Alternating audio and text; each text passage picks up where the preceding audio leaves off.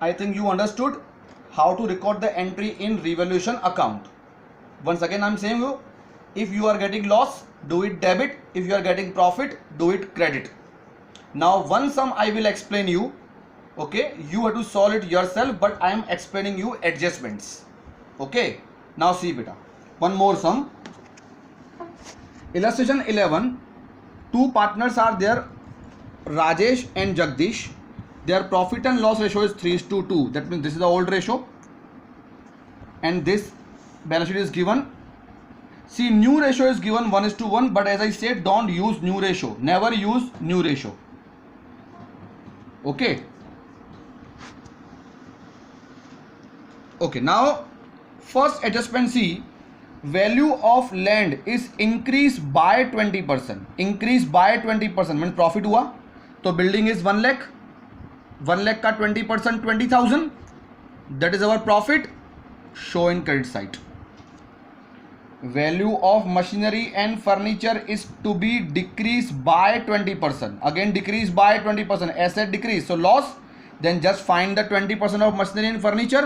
Whatever 20% amount will be there of 80,000 and 20,000, it will be loss. See, this one a new adjustment. Normally मैंने आपको BDR में क्या सिखाया था? Keep that point. First of all, find the BDR of adjustment. According to adjustment आपको BDR find out करना है. Like suppose BDR is 20%, तो डेटा जो भी हो उसका 20% निकालो. And as I said, BDR का अमाउंट एडजस्टमेंट का कैलकुलेट करने के बाद ऊपर चेक करो. अगर ऊपर BDR दिया है तो कंपेयर करना है, अदरवाइज लॉस में शो करना है. कंपेयर कैसे करना है?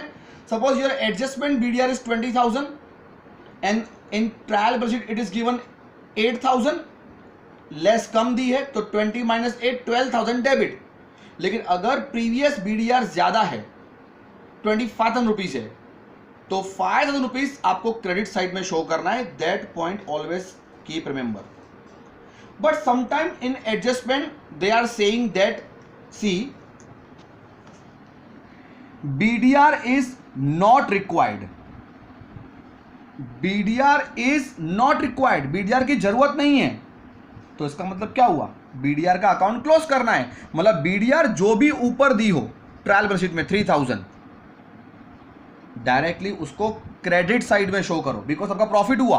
प्रॉफिट क्यों हुआ? BDR की रिक्वायरमेंट नहीं है. BDR is our loss, it's our provision. Loss side show करते हैं, लेकिन रिक्वायरमेंट ही नहीं है, इसलिए उसका अकाउंट क्लोज कर दो, मतलब क्रेडिट साइड शो कर दो. एंड समटाइम एडजस्टमेंट में ऐसा बोलते हैं कि अमाउंट देते हैं 1,000 BDR is not required.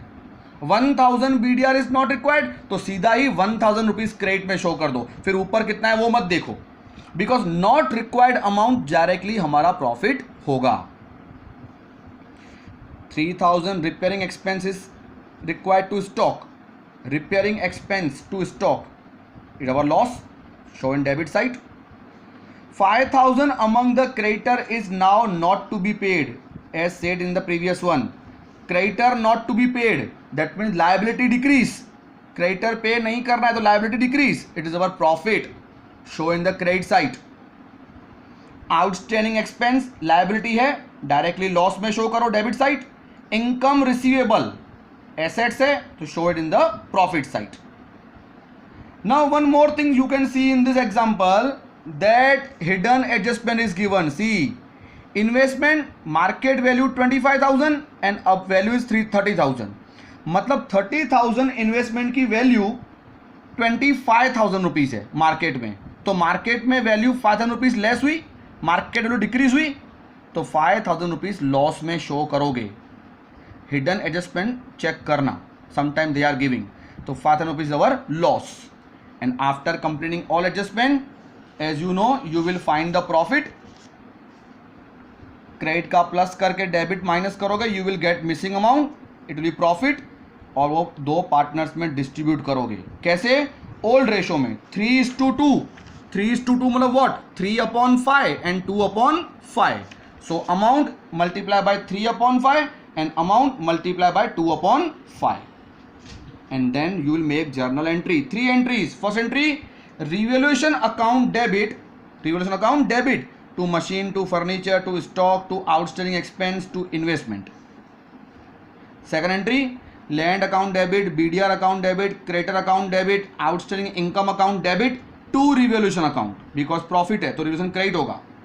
And third entry partners profit की, revolution account debit to Rajesh capital account to Jagdish capital account. Okay, so I hope that you understood this sum also very easily. Some new adjustment was there like BDR not required. BDR not required is our directly profit. Okay, so ये चीज ध्यान रखना. I think you understand very well. Thank you very much.